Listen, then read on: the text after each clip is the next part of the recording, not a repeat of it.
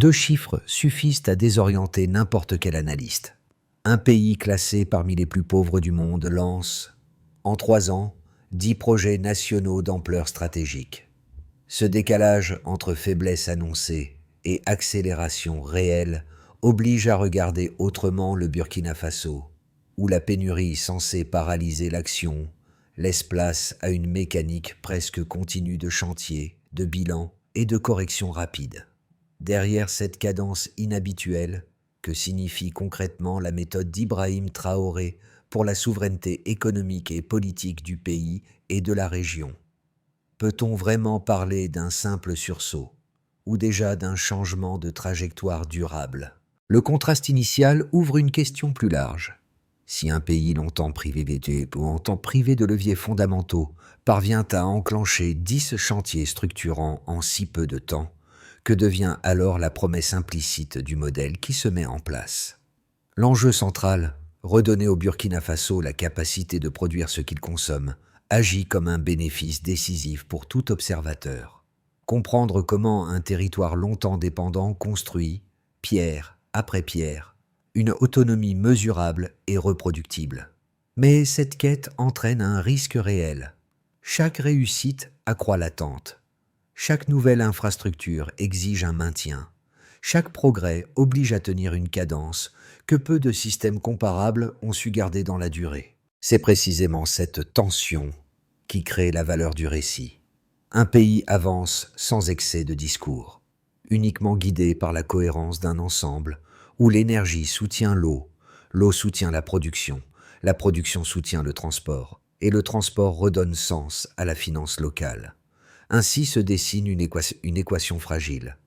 Maintenir l'élan sans retomber dans la dépendance. La première révélation apparaît dès que l'on met les chiffres en perspective.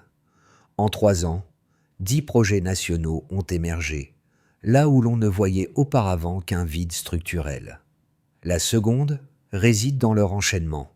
Chaque infrastructure semble avoir été pensée pour déclencher la suivante, comme si une logique interne guidait silencieusement la progression décidée par Ibrahim Traoré. Au départ, le Burkina Faso portait un héritage lourd.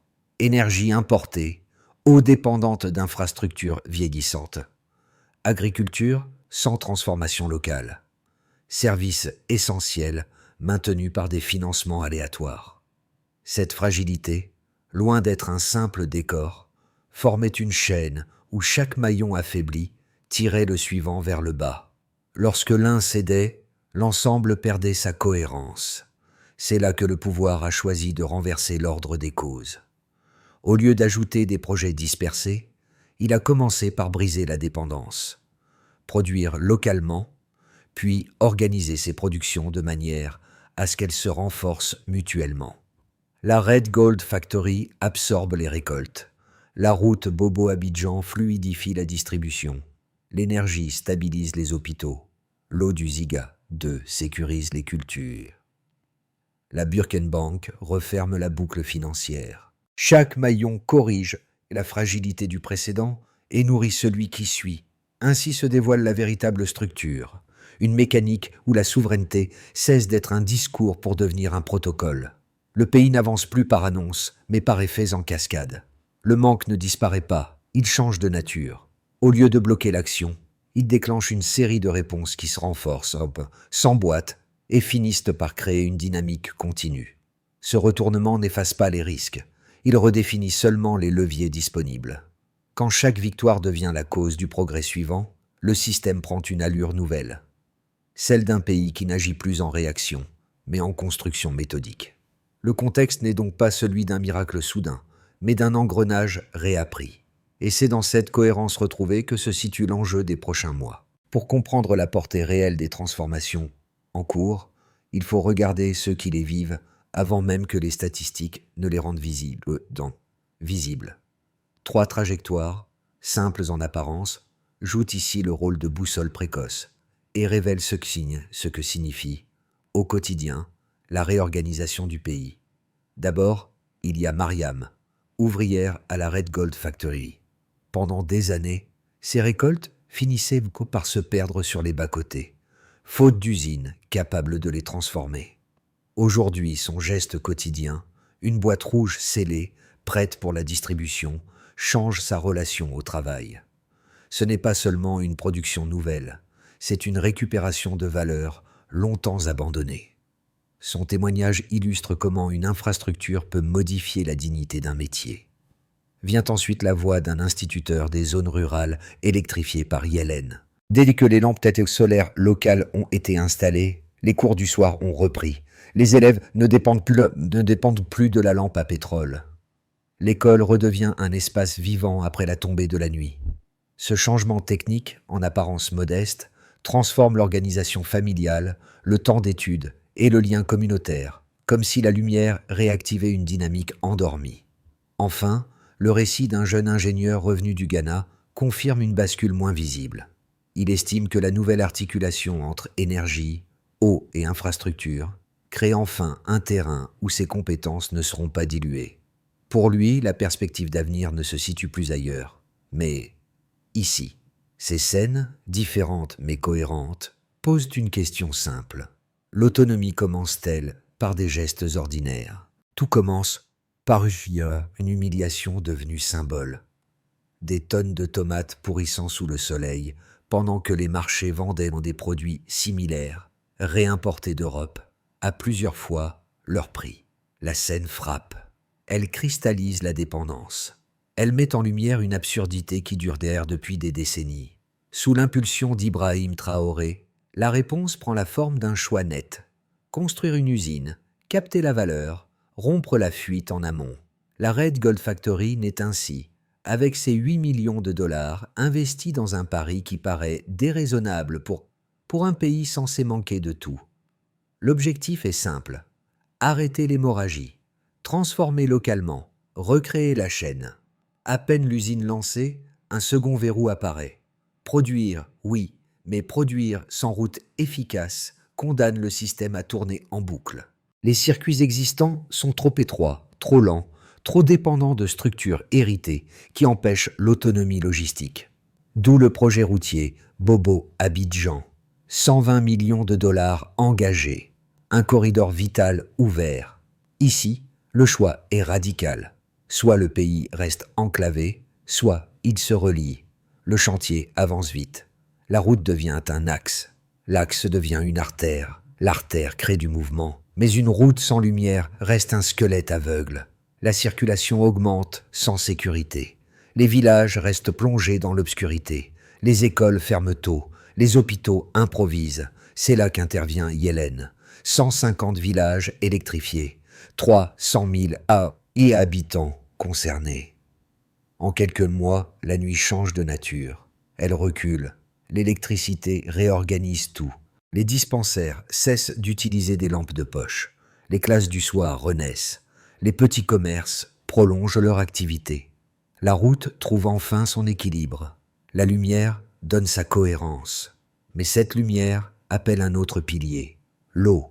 Les infrastructures existantes ne suivent pas. Les pénuries saisonnières reviennent. L'agriculture s'essouffle. Les foyers rationnent. Pour éviter l'effondrement du cycle, il faut sécuriser la ressource. Le barrage Ziga 2 devient alors le pivot suivant. Plus de 40 millions de mètres cubes stockés. 600 000 personnes alimentées. L'eau stabilise les récoltes. La capitale respire. Les variations annuelles ne dictent plus le rythme. Le système commence à se tenir debout. Reste la finance. Pendant des années, les dépôts nationaux dormaient hors du pays. Les flux se dispersaient. Les projets dépendaient des bailleurs. Le cycle se brisait toujours au même endroit. L'argent sortait plus vite qu'il n'entrait. La Birken Bank émerge alors comme un levier discret, mais stratégique. 67 agences ouvertes, 15 000 microcrédits accordés, plus de 60% des dépôts rapatriés. Les flux reviennent. Les PME rurales trouvent un socle. Les ateliers locaux se développent. La circulation interne remplace l'attente extérieure. Lorsque l'on assemble ces séquences, usines, routes, lumière, eau, finances, une logique apparaît. Rien n'est isolé. Chaque projet répond au précédent et prépare le suivant. La dynamique ressemble à une réaction en chaîne inversée. Au lieu que la chute entraîne la chute, la réussite entraîne la réussite. C'est ce basculement qui redéfinit le rythme du pays. Et au centre de cette progression, un fait demeure. L'enclenchement continu devient la méthode. Le point de départ est clair. Avant 2022, moins de 15% des villages burkinabés disposaient d'une électricité permanente. 3 ans plus tard, ce taux dépasse 48%. Une évolution mesurable qui montre comment la stratégie portée par Ibrahim Traoré transforme une rareté structurelle en ressource organisatrice. La donnée n'est pas seulement énergétique. Elle modifie le fonctionnement quotidien des foyers, des écoles et des dispensaires, révélant un changement de rythme social mesurable. La seconde mesure vient de l'eau. Le barrage Ziga 2 stocke plus de 40 millions de mètres cubes, une réserve capable d'alimenter environ 600 000 personnes. Ce chiffre paraît technique, mais il raconte autre chose. La capitale évite désormais les pénuries cycliques qui forçaient les familles à rationner et empêcher les agriculteurs de planifier leurs activités. Une ressource stabilisée devient un amortisseur pour les marchés alimentaires, réduisant les crises saisonnières qui affaiblissaient la production locale. Troisième pivot, la finance interne. Pendant des années, près de 80% des dépôts nationaux se trouvaient à l'étranger, échappant au financement des projets locaux. Aujourd'hui, plus de 60% sont rapatriés grâce au réseau de la Birkenbank, réparti sur 67 agences et 15 000 microcrédits. L'effet est double. Les flux cessent de fuir et les petites structures économiques, ateliers, coopératives, PME rurales, accèdent enfin à un capital disponible, adapté à leurs besoins. Lorsque l'on aligne ces 3 mesures, énergie, eau, finance, une image commune se dessine.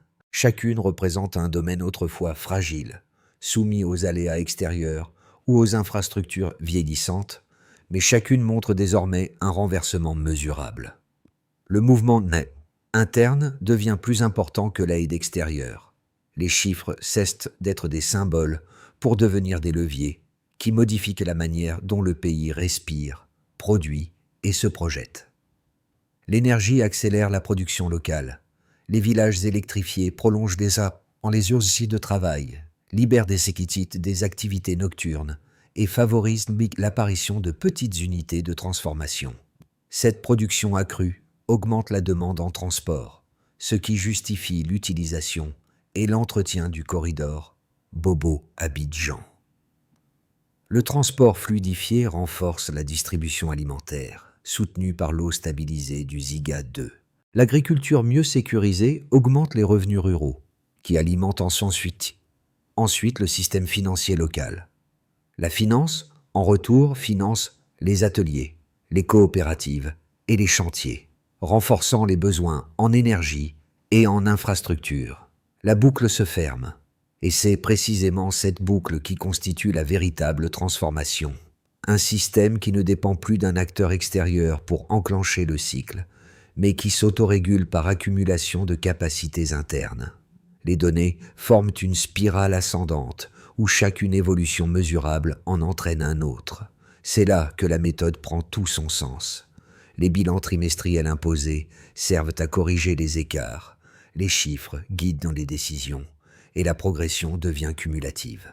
La souveraineté n'est plus seulement un discours. Elle se mesure en pourcentage, en volume, en flux retrouvé. Et tant que l'une évolution mesurable reste positive, le modèle tient. 2 thèses s'affrontent lorsqu'on observe la trajectoire actuelle du Burkina Faso. La première, soutenue par ceux qui voient dans les transformations récentes une cohérence interne remarquable, s'appuie sur 2 fondements solides. Le premier concerne la stabilité sociale retrouvée. Malgré les prédictions de chaos, les campagnes travaillent, les écoles rouvrent et la sécurité alimentaire progresse grâce à l'alignement entre énergie, eau et production locale. Le second tient à l'inversion des flux économiques.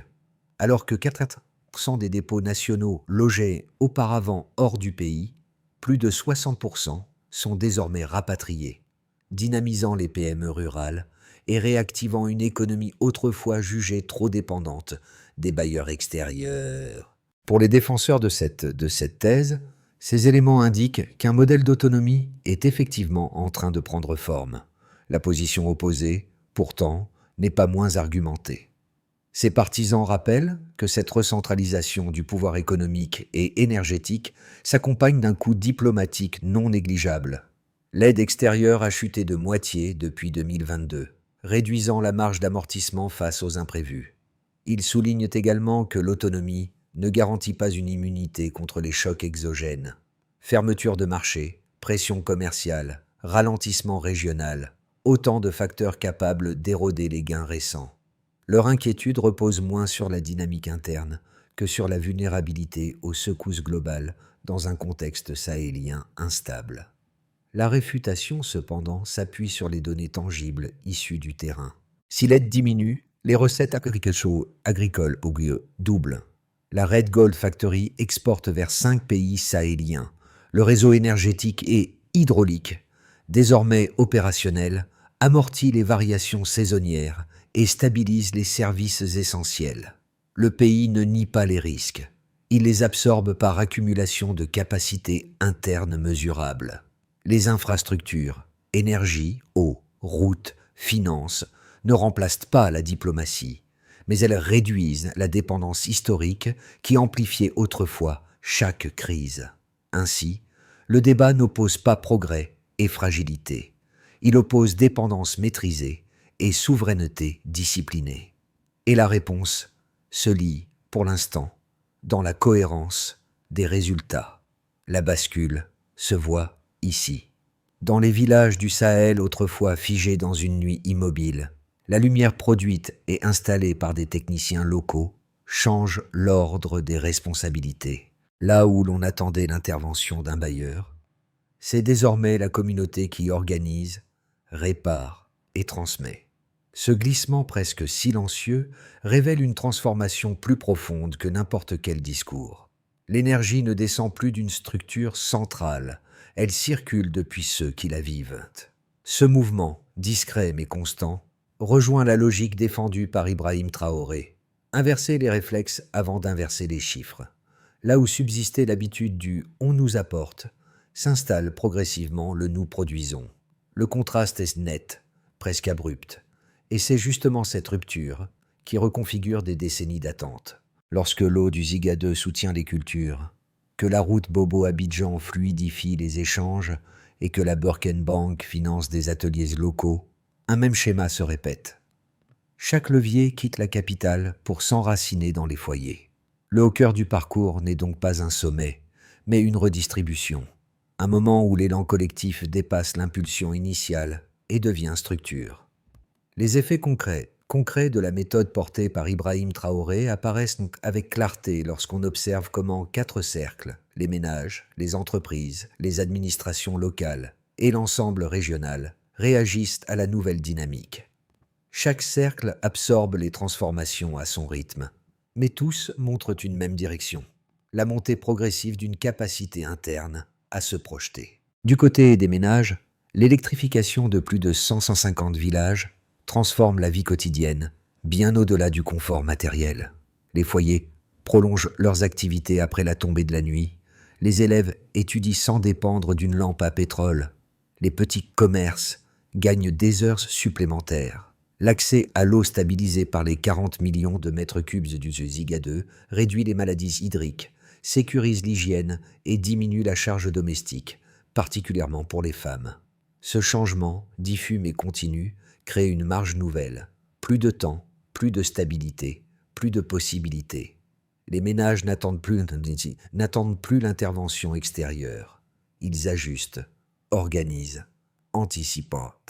Du côté des entreprises, la Red Gold Factory transforme 12 000 tonnes de tomates par an, créant un débouché stable pour des milliers de producteurs ruraux. Le réseau de la Birken Bank, 67 agences, 15 000 microcrédits, soutient l'émergence d'ateliers, de coopératives et de services intermédiaires qui n'auraient jamais survécu dans l'ancien environnement fragmenté. La route Bobo-Abidjan réduit les coûts de transport, accélère les flux et améliore la rentabilité des activités agricoles. Pour beaucoup d'entrepreneurs, l'incertitude n'a pas disparu, Mais elle n'est plus paralysante. Elle devient un paramètre gérable dans un système enfin prévisible. Du côté des administrations locales, la transformation est tout aussi notable. Les communes, autrefois dépendantes des bailleurs, retrouvent une marge d'action grâce à l'énergie qui stabilise les dispensaires, à l'eau qui sécurise les marchés et à la finance qui facilite les projets territoriaux. Les écoles rurales rouvrent en double horaire, les dispensaires soignent la nuit, les marchés opèrent sans dépendre d'un générateur incertain. Ce rééquilibrage modifie la relation centre-périphérie. Le pouvoir ne se concentre plus uniquement au sommet, il circule par capillarité. Du côté du voisinage régional, le mouvement burkinabé agit comme un signal. Le Mali, le Niger et la Guinée observent les résultats, envoient des délégations, comparent leurs approches. Les exportations de la Red Gold Factory vers 5 pays sahéliens créent les prémices d'une intégration qui ne repose plus sur des circuits hérités, mais sur une attractivité forgée par les résultats. Une idée prend forme. La souveraineté peut devenir un moteur de coopération plutôt qu'une barrière. À l'intersection de ces 4 dynamiques, une constante domine. Les effets ne sont plus isolés. Ils se répondent, s'additionnent, se renforcent. Les ménages gagnent du temps, les entreprises gagnent en viabilité, les administrations gagnent en autonomie et la région gagne un point d'appui. La méthode devient alors visible non par ses promesses, mais par la manière dont elle modifie ce que chacun peut faire demain. 3 trajectoires possibles émergent pour les mois à venir, chacune déterminée par la sécurité, la production et la stabilité sociale. Elle ne cherche pas à dire ce qui arrivera, mais à montrer ce que le pays est désormais capable d'absorber grâce aux infrastructures et aux enchaînements déjà en place. Les 10 projets actuels poursuivent leur montée en puissance. L'énergie solaire gagne en régularité. La distribution issue du corridor Bobo-Abidjan se stabilise. Le barrage Ziga 2 maintient un niveau constant et la Birkenbank renforce sa digitalisation. La croissance se maintient près de 5%, portée par la production locale qui s'organise mieux autour des infrastructures existantes. Ce scénario exige une rigueur budgétaire soutenue et un contrôle strict de la corruption pour éviter les pertes d'efficacité qui, dans le passé, avaient freiné les cycles de développement. Le Mali et le Niger renforcent leur coordination économique et énergétique avec le Burkina Faso. Les échanges régionaux augmentent.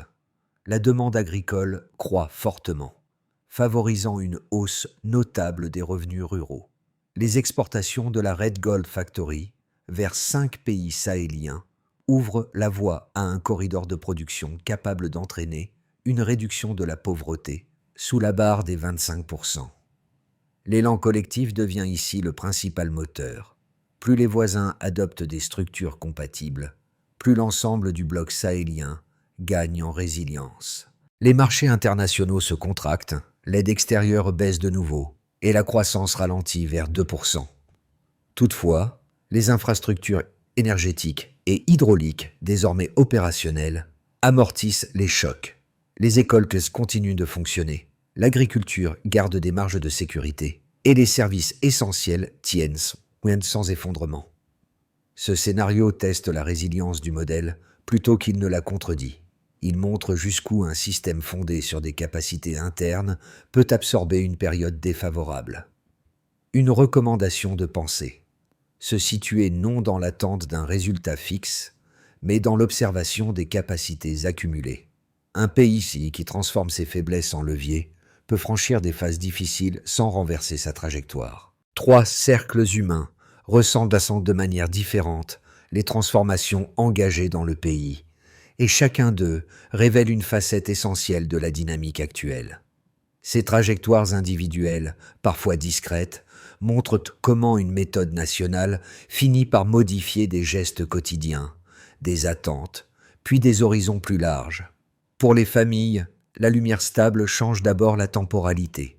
Les soirées ne se terminent plus avec le coucher du soleil. Les enfants étudient plus longtemps, les petits e-commerces prolongent leur activité et les tâches domestiques se réorganisent autour d'une énergie prévisible. L'accès à l'eau régulière réduit la fatigue, améliore l'hygiène et libère une marge d'initiative qu'on ne percevait pas avant. Les foyers commencent à planifier, non plus à réagir. Pour les jeunes actifs, l'ouverture est d'une autre nature. Les ateliers, les microcrédits, les chantiers énergétiques et hydrauliques créent un marché où les compétences locales trouvent enfin leur place. Beaucoup ne se projettent plus uniquement vers l'extérieur. Ils examinent ce qu'ils peuvent construire, ici, dans un système qui commence à valoriser leur savoir-faire. Le départ n'est plus la seule trajectoire imaginable. Le retour devient une hypothèse crédible. Pour la diaspora, la transformation agit comme un appel silencieux. Les réussites visibles, l'organisation nouvelle des infrastructures, la montée des capacités internes redonnent confiance. On observe, on compare, puis on envisage. Certains y voient un terrain où investir modestement, d'autres un espace où transmettre une compétence ou soutenir un projet familial. Le lien avec le pays cesse d'être seulement affectif. Il devient pragmatique. Ces trois cercles convergent vers un même constat. Quand un système se structure, chacun retrouve une place possible, même modeste, dans le mouvement collectif. Pour comprendre ce que pourrait être une continuité méthodique du modèle actuel, 5 étapes structurantes permettent de rendre visibles les leviers, les acteurs et les mesures associées. Elles ne sont pas théoriques, elles prolongent de manière opérationnelle la logique déjà défendue par Ibrahim Traoré et observée dans les chantiers existants. L'énergie, l'eau, la santé, l'éducation et la finance doivent rester les priorités explicites. Chaque secteur reçoit une grille courte d'indicateurs: disponibilité, continuité, coût, capacité locale. Les communes contribuent au relevé, ce qui réduit le délai entre problème et correction. Les ingénieurs, électriciens, opérateurs hydrauliques et agents bancaires constituent l'ossature du modèle. La formation locale permet d'éviter la dépendance à des prestataires intermittents. La durabilité des infrastructures se mesure par la présence d'équipes capables d'intervenir sans assistance extérieure. Chaque infrastructure doit renforcer une autre. Une route doit servir la production, l'énergie doit soutenir les hôpitaux, l'eau doit stabiliser les cultures, et la finance doit alimenter l'ensemble. Le suivi consiste à vérifier que chaque projet génère au moins 2 effets transversaux. Les bilans imposés permettent d'ajuster la trajectoire. Le contrôle ne repose pas sur le volume de discours, mais sur la capacité à corriger rapidement un écart. Un principe central déjà appliqué dans la méthode actuelle. Les réussites reproductibles deviennent des modèles. Une école électrifiée, un atelier financé, un réseau local d'eau stabilisé créent des prototypes que d'autres communes peuvent se répliquer. Ainsi, la souveraineté devient une pratique quotidienne plutôt qu'une proclamation. Chaque soir, Mariam referme la boîte rouge qu'elle scelle d'un geste précis, le même qui, autrefois, n'aurait servi à rien, puisque ses récoltes pourrissaient en bord de route.